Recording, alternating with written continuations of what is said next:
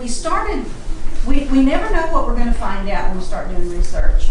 And I'm going to introduce Kay Betz, and she's going to share with you how we find this guy who is a wealth of information. So without further ado, I'll introduce Kay Betz, and we're also taping this so we can put it on the website. Please see our website. You have a bookmark, and they're going to tell you what we're going to do. James and I actually met.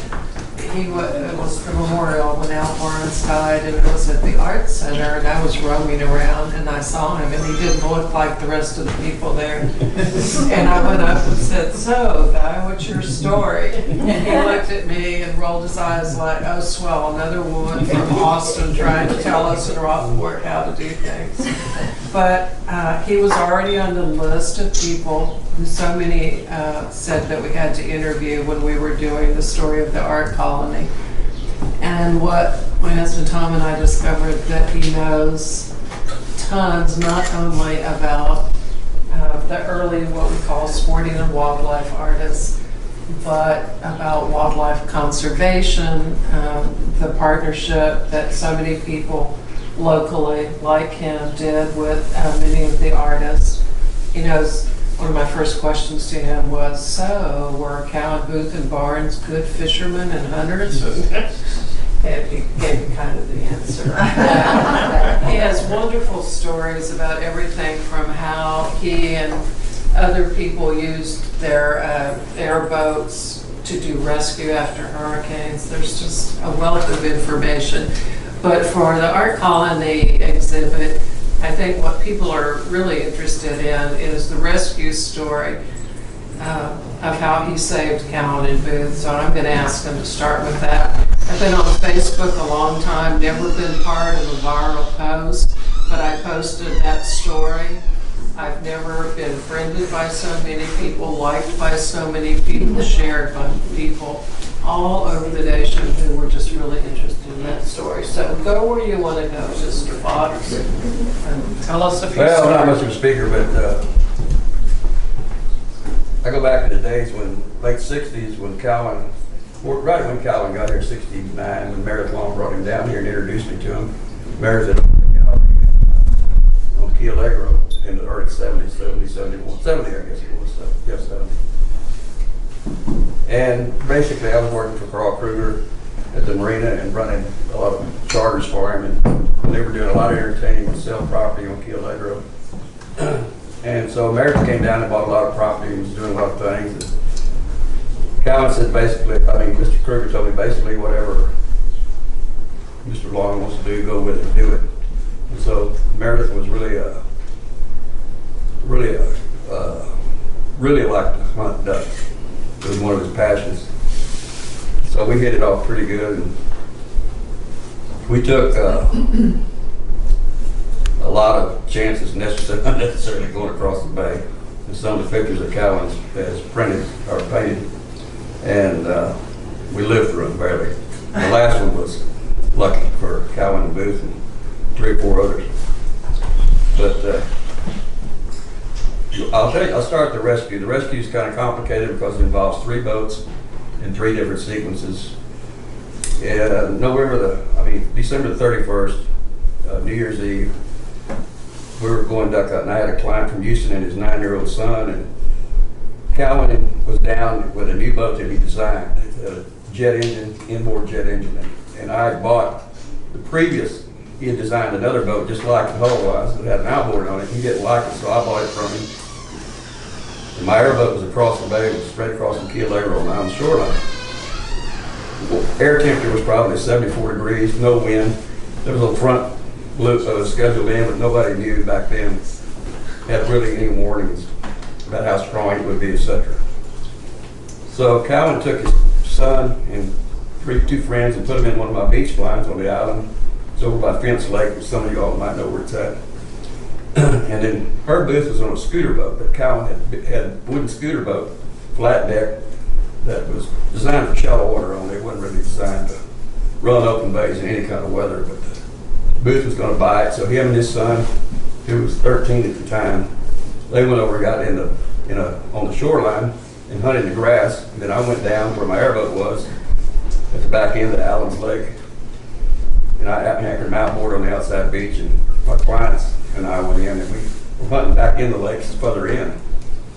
Long story short, this northwester blows in at about 70 miles an hour, gust of 70 miles an hour, blowing straight out of the northwest, which is coming straight out underneath the Coconut Bridge and straight over the Allen shoreline.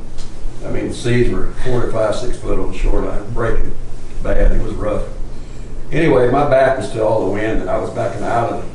In the meantime, Cowen's boat got about 1.5 miles off the shoreline because they were going back to Key Allegro and have breakfast at his Irish setter with him and his son-in-law to be Joe Allen. And the boat quit. So he put out an anchor. When this all happened, it's calm. And they're trying to figure out why the boat won't run. Anyway, can't find it. Battery's hot, no ignition. Boat's brand new. Was that the Oldsmobile motor? Yeah, that Oldsmobile inboard motor. It's a jet boat, which Cowen was experimenting with. One of his passions was designing boats, from airboats to flats boats to. Just one of his things he liked to do. So this front hits, and I mean the ducks just start. It's just unbelievable. We kill our limit and nothing flat. Cowen and them are anchored in about 5 foot of water off St. Joe Island. The seas are this high, and the front end of this boat's about this high out of water. So they're just getting soaking wet. They don't have their slickers on or nothing. They just had like, windbreakers because they were going back and go weight fishing somewhere else.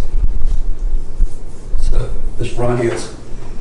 We finished our duck hunts, and I told my client, I said, as we were loading up, I said, we might have to run back behind Mud Island and come around through the Shrimp Channel of Ramses to Ramses and come up Intercoastal to Rockport because I said, I can't run across that bay. So I know it's going to be too rough.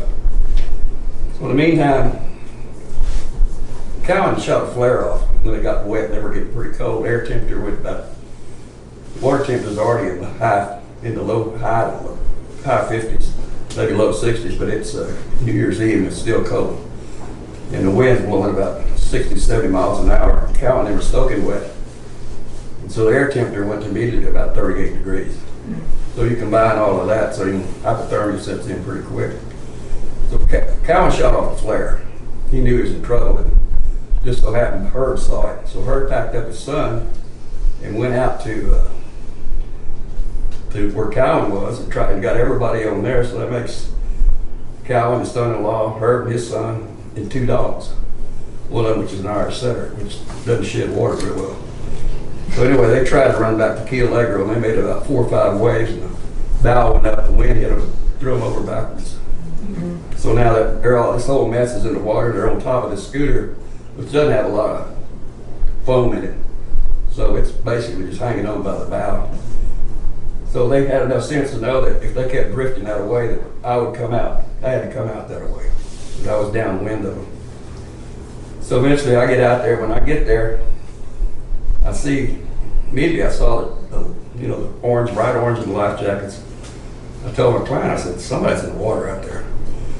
So anyway, we get them all into my skiff. I just throw the anchor out of the airboat because I know it's going to drift up the shoreline. If it sinks, it's only going to be that much water, so I wasn't worried about it. Got out there, on the way out there, I picked up this little half Chesapeake, half lab, and I recognized the dog. It's Herb Booth's dog, Bingo. So I jerked into the boat to get to Cowen, and there's Cowen and his son-in-law on a boat they're not supposed to be on, that Herb's supposed to be on. So I'm really confused. So Cowen's about to state of hypothermia, so I get him in the boat, his Irish setter, and his son-in-law to be Joe Allen. And I said, where's Herb and Peter? He said, they're over there. And in the painting, if you look over to the left center of the painting up the top, toward the top, you see a little black speck over there. That was Herb. Herb's about 6'6", 6'7". He had his son on his shoulders hopping toward the beach trying to get to where I was coming out at. So I go over and get them in the boat. Now I've got 2, 4, 6, 7 people, 3 dogs, and all kinds of gear on my boat. So I knew I couldn't, no way. So I had straight to St. Joe Island shoreline. Those hot Cowen's coming down pretty quick with hypothermia. So I got him to the island, got him up to the bunkhouse and got him in hot showers and everything. Then I still had 3 boys in the blinds down the beach. I think they were about 12, 13 or 14 years old back then, maybe 15. And I called the Coast Guard and said, you need to get a helicopter down and pick these kids up. I told them the story. Well, the guy said, I'll send a boat down there. I said, no, don't send a boat. And I asked him for his rank, serial number, and name. He said, why do you want that? And I said, because you kill those kids, I want to know who's responsible. So he said, a helicopter will be on the way. So we were at St. Joe Island. I told them where they were. So about 20 minutes went by, and a helicopter came over St. Joe Island going down that way. They picked up the kids. Johnny Cowen told me later, he said, he said, I was praying. It was so cold, I was praying that the helicopter, we could get in the helicopter. And he said, it wasn't 20 minutes later, one of them just sat down in the decoys. So they brought him there, and we got our setter, he died. He had too much water, and he got trapped on the scooter when it went over. He's buried up here on the end of Magnolia Street, my old house. And so the island brought us back to their boathouse down here where they keep their boats and headquarters at, on their big boat. And we flew back, my client had an airplane, we flew back over New Year's Day, and the scooter was up on the beach. Motor was broke off, console was broke off, and it was stuck up on the shell there. So it was later recovered, and a sturdy road Zell took me over there and we picked it up and got it back, and eventually it was rebuilt and sold to another guy. I don't know whatever happened to it after that, but it was one of those days that we had no idea that the wind could do that. And believe me, it can do it. Bubba knows, and people who's been on the water around here knows it can happen every so often. But Cowen and a bunch of people got together and formed an organization called SOS back in about 74, I guess. Just trying to do something to protect the redfish because the netting was gone so rampant. Save our seas. And we called it Save Our Seas. And we finally got an audience with Dolph Briscoe and Austin, and then later they helped people like Mr. Bass and Governor at the time, Bill Clements, and some other people. The forming of the GCCA was formed and started. I remember I was in Florida, the Keys, and Cowen wrote me a letter saying, this is on one of their letterheads, and he said, this is the board of directors of the newly formed GCCA. And I looked at the list of the directors, some of the head people, and I said, no doubt it will go. And it did. It went off, and that's what now is CCA. So it's been good, and it's been the salvation of fish. And the artists back then, Cowen was the first one to come down, and then later Booth, and then Barnes, of course, out. Steve Russell was here, and through the early 80s, I guess there was a lot of Sam Caldwell, that been Donald, and a few other artists started coming online, and through the early efforts of fundraisers through GCCA and later CCA, but I mean through the early efforts, the fundraisers at different fishing tournaments and everything that these artists donated, Ducks Unlimited, and a lot of local organizations. These artists probably no telling it's in the millions of dollars that their donations raised for conservation. And then it just escalated to where now we've got more and more and more artists, a lot of new ones coming on the scene that are really good. And it's through their efforts, the early efforts of the early artists, that a lot of things happened conservation-wise, and to make the fishing and everything, the hatcheries that we have now, and all of the laws that we got passed in the early 80s. Was it House Bill 1081, John? 83? Come on. 79, 81, yes. Yeah, 81, yeah. I was, First one was in 79. Yeah, The second one. it was through there that all these first bills and laws were passed to put some protection on the redfish and trout. And now we, protect flounder and other species with limits and stuff like that. So it was an exciting time because for me, I was just at the right place at the right time, working for the right people, that I got involved and met these people. So I basically was with them. I remember Cowen had a studio on top right where the dentist office is down on 35 by Poor Man's, just down Poor Man's. Used to be the old Dr. Crone's house. At the time it was Harper Real Estate, and Cowen had a studio up in the top of it. And I would spend days upon days up there with him watching him. It just amazed me. I mean, I just sat there and watch. Is that the same house where the doctor who delivered you lived? Yeah, Dr. Crone lived there. I was born down here in my house in 1940, where I still live today. And they moved it over by Little Bay Shores? Yeah, it's over the house, the same with Dr. Crone's, but it's over by the cemetery, just off the road, going into the cemetery on the right, left over there. It's still there. How did Cowen use the hair dryer? He'd blend he's doing watercolors before it dried. He'd start blending and drying certain portions of the clouds and the colors as he painted them to get the effect he wanted. He was amazing. But I watched him paint like ducks, and he'd do it with a brush and didn't have it one or two hairs on it. I don't know how I could see it. I mean, it was amazing to watch him do that work.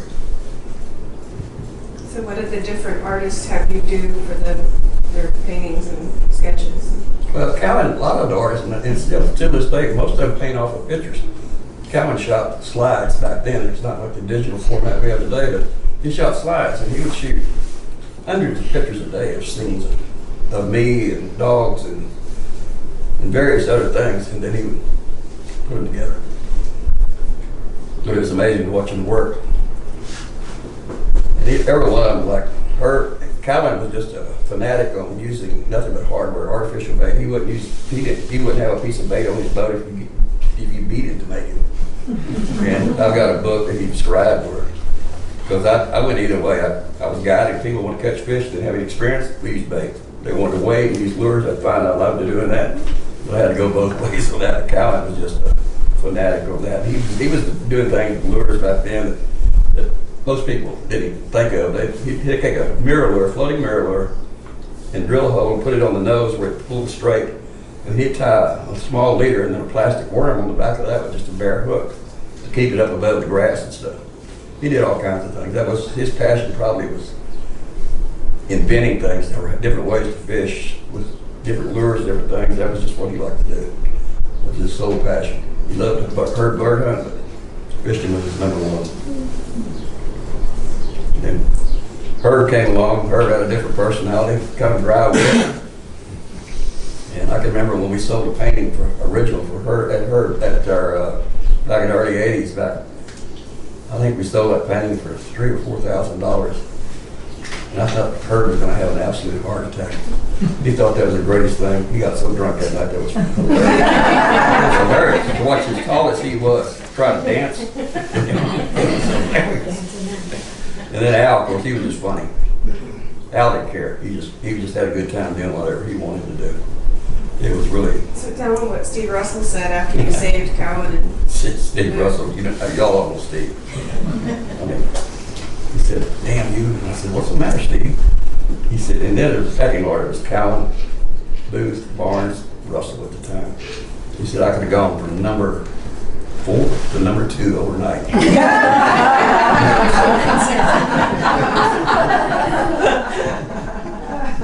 course, he was joking. It was Steve's wit. It was a very interesting time. Ron knows he was part of all the early GCCA stuff. He knows those guys, all the stuff they did. Do you have any questions? I'd rather answer questions. Jack Cowen put a lot of, since he did it from photographs, there are people that we sometimes recognize in his That's why you paintings. can, yeah. And he didn't do those on commission for people. He did those on his Some own. he did. Some he did? Yeah, a lot he did. A lot he did on commission. People wanted their dogs. Some people just wanted their dogs. Mm-hmm. Some people wanted their friends. You know, I can go through all the things and everything. I can pick out Meredith Long out of a bunch of them. I can pick out Jerry Wendell, his kids at early age. And I could go on and on through his work, and I could tell you he was in the picture because it's like they looked then. Right.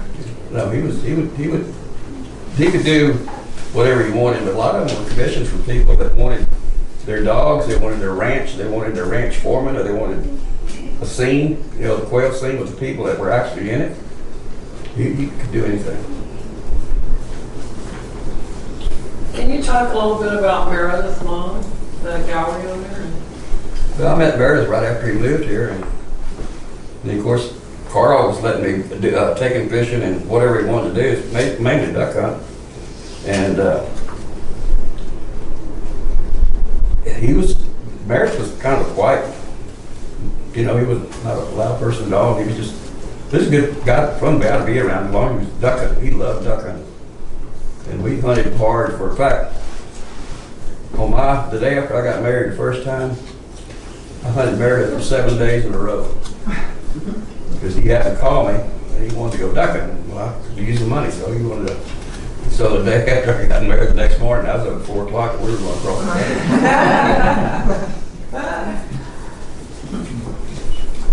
the picture of Early Limits. Mm-hmm. Isn't that the one with you in it with the cigarette hanging there? Yeah, watching everybody work. That's what cracks me up. That's what I told him. And there's guys pulling the boat, putting the decoys that he's sitting.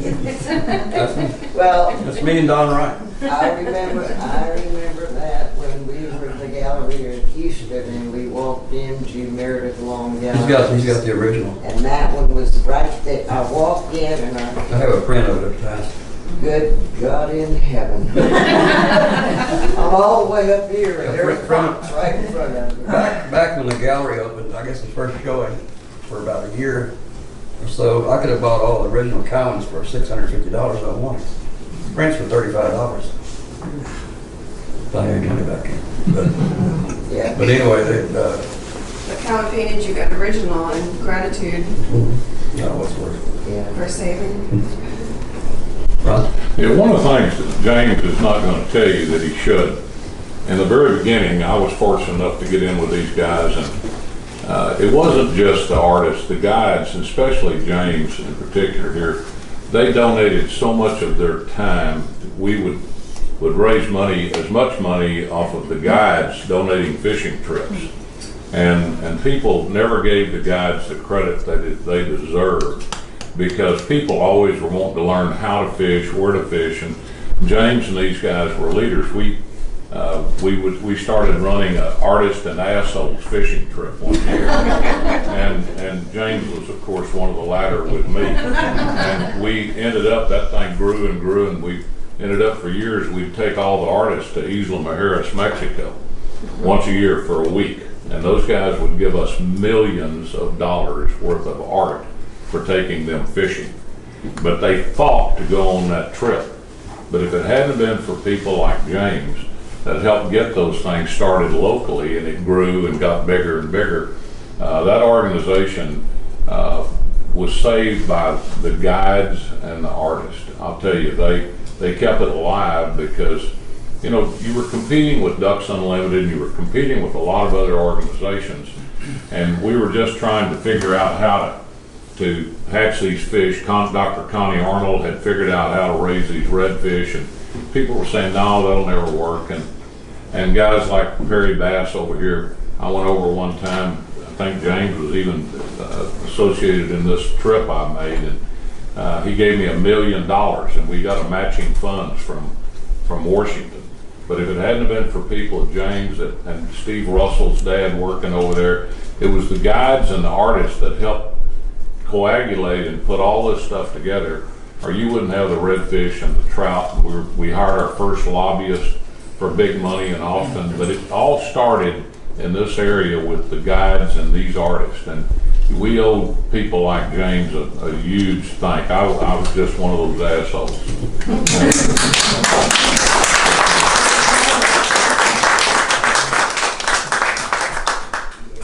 That was an interesting time. Yeah, we fought some serious battles with commercial fishermen. They tried to burn everybody out. It wasn't until we really got House Bill 1000 passed in 81 that finally got some protection, and then it grew from there to where it is today. And that was an important step. But there was a lot of people, it's like Steve Russell said the other night when we were up here, it wasn't one person that formed the Art Association. It was a group of people with a common cause. And the same thing with all these other conservation organizations. It was not one person. It was some people that had the idea that finally got that idea grew and grew until we got it to where it is today.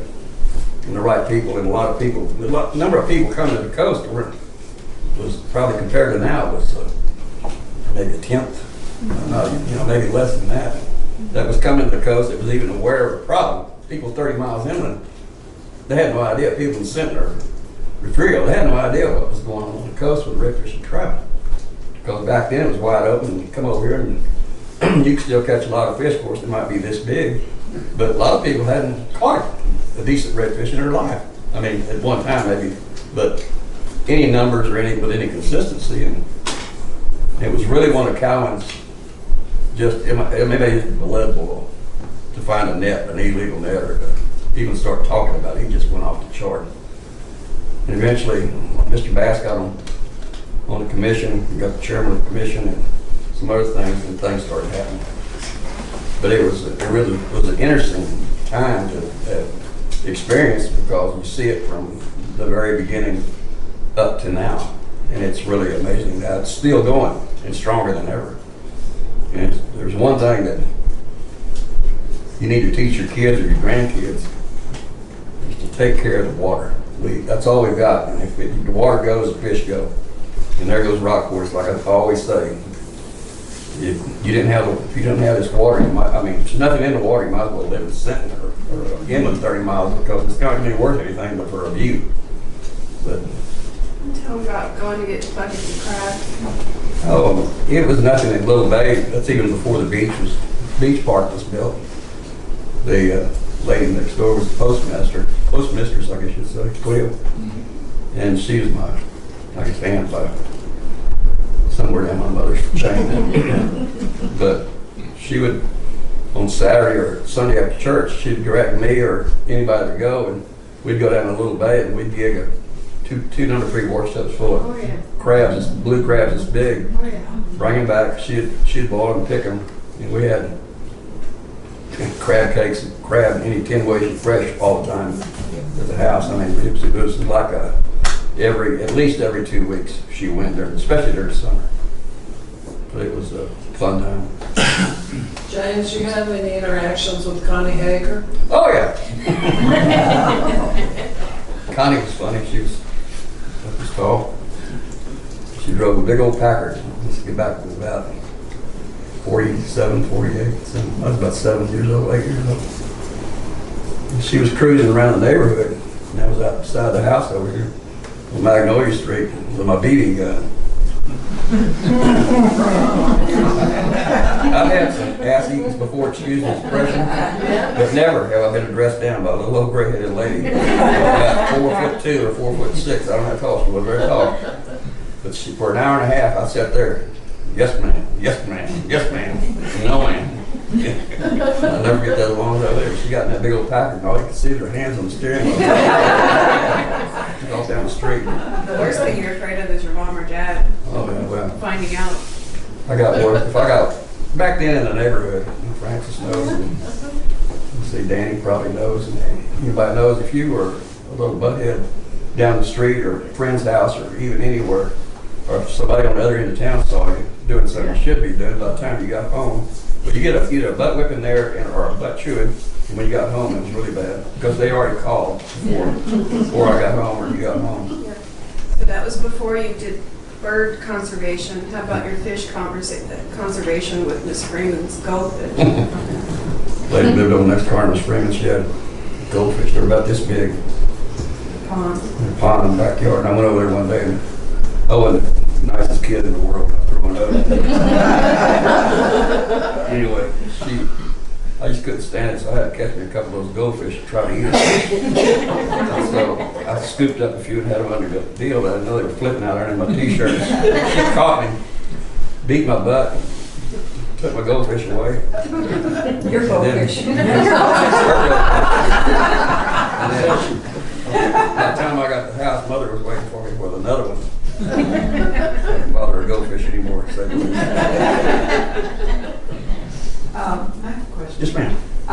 We used to come down here in the 50s and with my parents and aunts and uncles and everything. And my uncle was a great fisherman. He'd always go out to St. Joseph Island and get a lot of trout.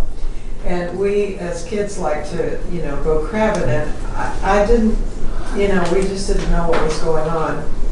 But I do remember you know, we'd come down here and we'd crab with the fish heads, you know, and on the piers and stuff. And we'd get a few crab, and my mom said one time, I remember her saying, well, it's those commercial fishermen. We don't have the crabs we used to have. So how many commercial fishermen are we talking about? Well, this was how back. many nets are we talking about? This is not so much back then, because the crab industry, as we know it, we have a really people that target crabs, you know, set traps just for crabs. That's regulated pretty much, the main part. But back then, there was no problem getting crabs if you knew where to go. I mean, you could wait out in Little Bay. I mean, it was a matter of knowing where to go. But the way you were doing it, it's hard to get a dozen or 2 dozen crabs that way. I mean, you have to, you have to put the crab, pick it up, put a net underneath the crab, you know. So it takes you a long time to accumulate some crabs. But back then, it was just a shrimping industry. There was, of course, the boats were dragging, but there wasn't, in the 50s, there wasn't that many boats. I mean, it was a limited amount of boats, so they were, but it was about the 80s when the we actually talked about crabbing. Most people like y'all during the daytime. We crabbed at night. Took the water up, put it on the rope, let it float by, and take a dip net, go down through Little Bay. There's several ways to do it, but they had a period of time when I used to have an uncle that was an old commercial fisherman and probably knew more about the water than I guess anybody I knew. Uncle Willie Close. And whenever I wanted to know something back in the 80s, he died in 86, I think, but when I started full-time guiding for myself back in the late 70s, I'd always go ask him if I wanted to know anything what was going on in the water or what was happening or what he thought. I'd go ask him because he had more knowledge of anything. He said, "Well," he said, "I'll tell you what." He said he was following all the stuff we were trying to do, getting the nets taken out, illegal nets probably, but we were trying to get some control of the net fishermen. And he said, "I'll tell you what," he said, "you've got an industry that's getting ready to kick off that has already started. That's going to be tougher on the redfish and drum because blue crab is probably 80% of their diets. That's what they like." He said, there's no sense in putting another million fish in this bay if you can't feed them. So he was talking about the crab industry where they were, and it was largely an influx of Vietnamese that were coming in and doing this. And there was a lot. I mean, I used to go run across the bay out of Keel Lake Road, with the exception of hitting a buoy or a marker on the intercoastal. There was only about one reef I could hit going across the bay, but it got so bad that you couldn't run a straight line across the bay out of Keel Lake Road to any part of St. Joe Island because the crab traps were so thick. And it was unregulated. And then a lot of other factors come into it, like salinities. We got some droughts that affects the crab, and closing Cedar Bayou closed for years. And there's a lot of different things that affect the blue crab, especially. And so it was a combination of anything. But now, the blue crab population's back up and good. But for a period of time, in the early 80s, mid 80s, there was a big influx of the Vietnamese. They all got into shrimping business.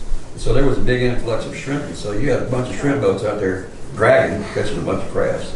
And so that didn't help things a lot on the crab population in particular. But that's all taken care of itself and gone by the wayside now. It's, What are some of the Uncle Willie isms? Like, I remember some guy ran aground one day and everybody was giving him such grief about it. And my uncle told me, he said, I don't know what brought the conversation up, but I asked him about running around or something. I don't know what happened anyway. He said, I'll tell you what, he said, you show me a man that says he never runs aground or bends a propeller or wheel.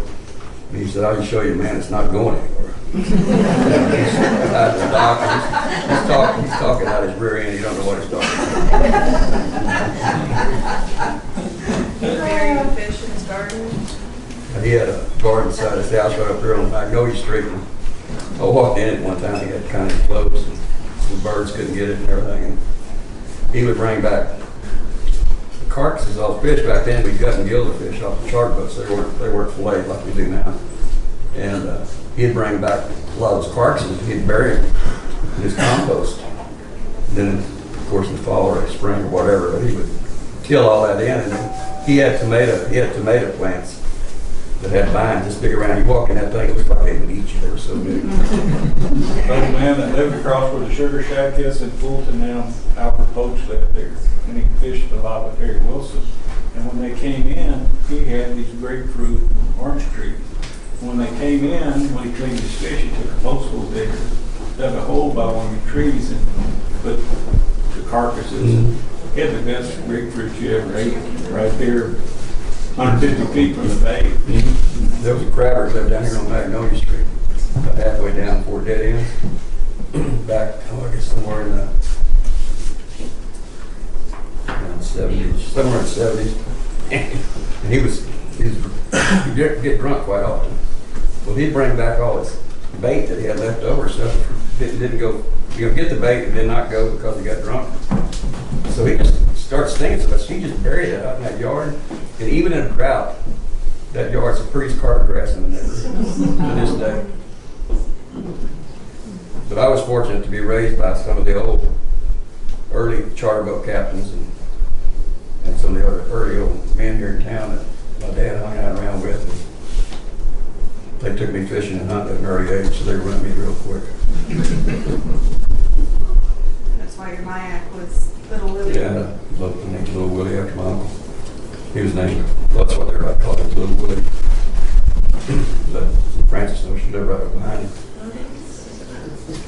James, can you talk? You like that? Can you talk a little bit about how you participated in the rescue activities after hurricanes? Oh, well, back after we all got pretty good airboats, and then we had some different deals that happened, even over the Senate and stuff like that. Bob Hughes was sheriff here for a long time, and invariably, he would call on us that, they had problems with Senate, they were flooding or whatever event.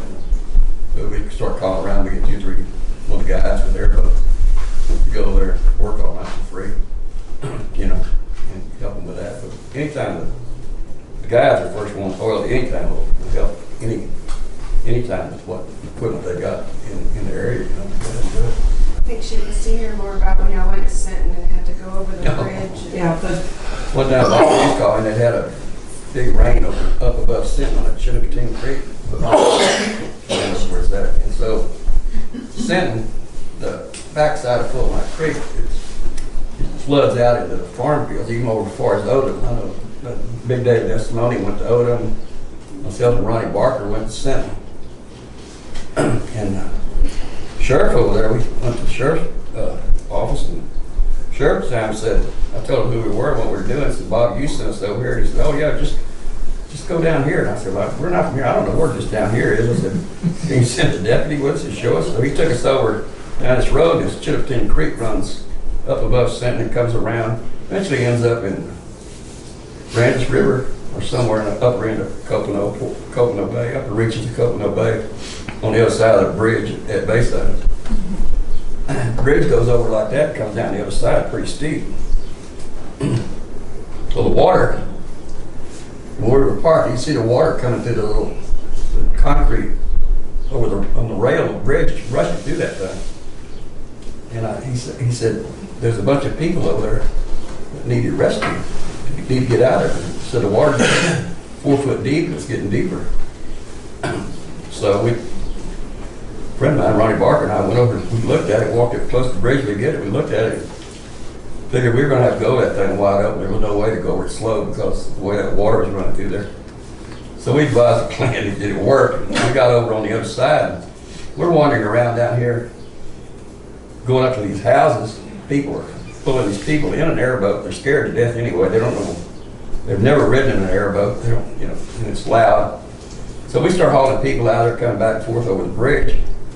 And I don't know, it's probably 2:30, 3 o'clock in the morning.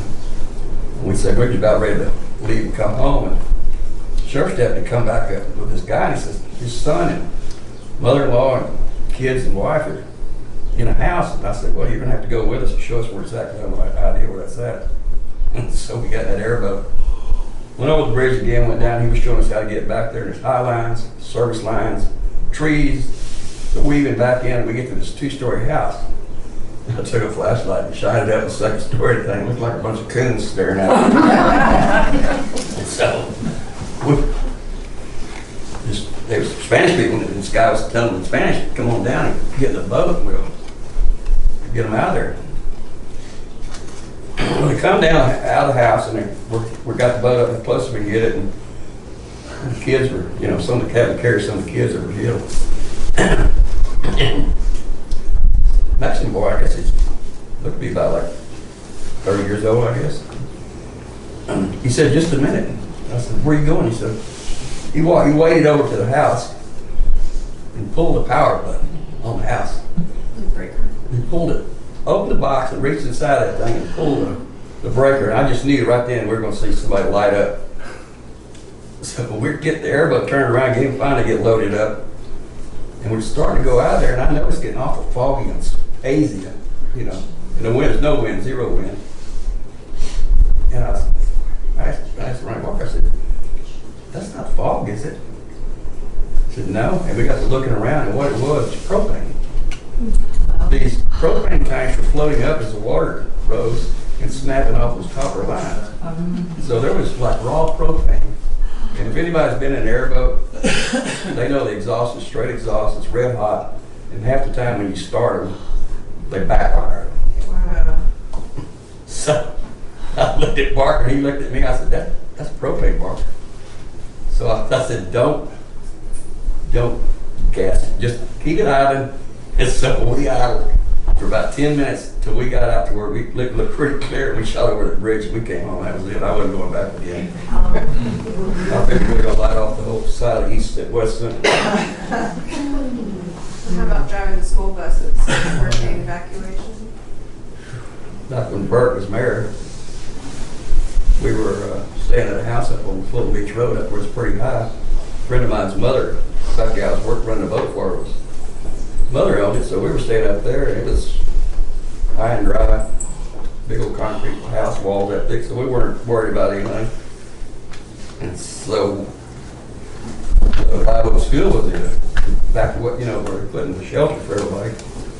And so Bert, I don't know what time it was, probably midnight, 1 or 2 o'clock. Hurricane Allen was supposed to be really the biggest storm that ever hit the Gulf of Mexico. It was looking bad, so they decided to evacuate everybody to San Antonio, but they needed drivers for the school buses. Well, we've been up for a number of hours partying and et cetera, so. All of your women and children were. Yeah, my kids were in Evansville and where my sister lives. So we made a deal with Bert. Said the deal is we'll drive the buses, but we want to ride back to Rockport. We don't want to stay in South Carolina, not staying. The deal is we'll have a cop escort all the way up and then ride the cop car coming back. He agreed. And we drove the school buses up to. How many buses were there? It was 3 school buses full. And so we drove them up to San Antonio. We got out, we got the cop car to come back. Coming this way, we never saw a car coming this way. Everything was going back towards San Antonio. But we came back in a record time. I don't know, it didn't take us long. You said he didn't want to. No, the cop didn't want to. He was scared. He didn't want to come back. Bert said, I'll fire you if you don't. I said, you got to come back because that's a deal. And I said, you're going to take us back. We come over Cohasset Creek. It was about that far from coming over the bridge. That was pretty high. Where were the people from that were in your bus? There were all people from here. And how did they know about your bus? They went at the shelter, Clive Oak School. Okay. Yeah, They were there. that's one of the shelters during the hurricane. So That's you one of went the highest. there and picked them up? Yeah, we went there. They had the buses there and they had everything there anyway, but that's where we loaded everybody up at, because that's one of the highest points in the county. So that's where one of the shelters is Live Oak School. Nick was nothing.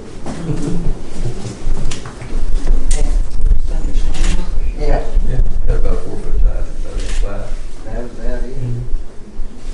All the way in south, there was one right over there. Took the motel off the hotel with my kids and wife standing. Well, James, thank you for all the talking and for all you've done for the community. Any more over the questions about years. anything? All right. Thank you for coming. I'll wait, Mike. Okay. James, I want to say one more thing. James started helping me 40 years ago when my kids were young. I had a full-time job and couldn't fish like I wanted to.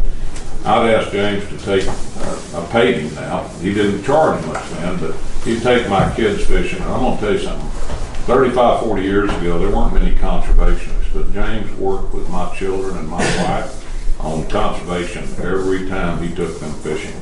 He never took more than what you could use, and there weren't any limits back in that time. But James was very, very conservation minded, and I'm so appreciative that he taught my kids those sort of things when they were young, because it was important. You know, it's something for your daddy to tell them, but when you got a guy, and James was very disciplinarian with them, he taught them how to fish properly, and he followed the rules, and he taught those kids great conservation. Yeah. So I owe him a lot. Good.